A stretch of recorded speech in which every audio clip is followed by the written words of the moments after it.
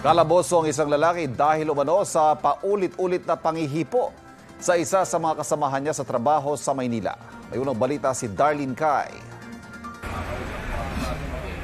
3 beses daw nang bastos at nang hipo ang 53 taong gulang na si Joel Agno. Kaya sinampahan siya ng kasong acts of lasciviousness. At sa bisa ng warrant of arrest, inaresto si Agno sa kanyang pinapasukang restaurant sa Malate, Maynila. Siya ang ikapito sa mga most wanted ng Pandacan Police Station. Inireklamo siya ng kanyang empleyado na hinipuan daw niya ito ng 3 beses noong August 16, August 17 and August 10, 2022 sa kanilang opisina. Dahil dito, 3 counts ng acts of lasciviousness ang isinampa laban sa kanya nito lang Agosto. Matapos siyang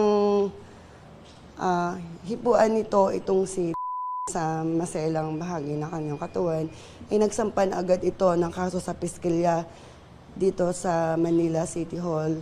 Hindi naman na raw pumalag ang suspect, pero pinabulaanan niya ang mga paratang laban sa kanya. Halos house show lang po, parang kwentong lang po na to para siraan niya ako dahil yung tao ang nagkaso sa akin ay aking accounting staff na babae. Nung nasabihan ko siya ng August 21, natatanggalin ko siya dahil lumalaban siya sa akin, nakikipagsagutan, tumasagot, matigas ang ulo. Nasabihan ko siya na ipapaterminate ko siya.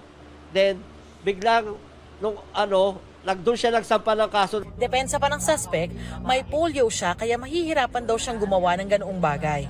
Kung totoo yung sinasabi niya, dapat, nung oras at petsa na yun, pwede niya akong ireklamo at sabihan na may ginawa ako.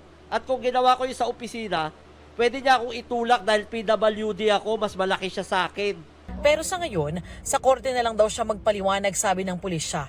Payo naman ang mga otoridad sa mga makararanas ng pambabastos o harassment. Huwag silang matakot na magsabi kahit pwede nilang sabihin sa pamilya nila, sa mga kaibigan nila, or maaari silang dumiretso dito sa amin sa himpilan, pumunta sila sa women's desk kung saan ay doon ay matutulungan sila na makapagsampa ng kaso. Yan ang unang balita sa Maynila. Darlene Kai, buong puso para sa Pilipino.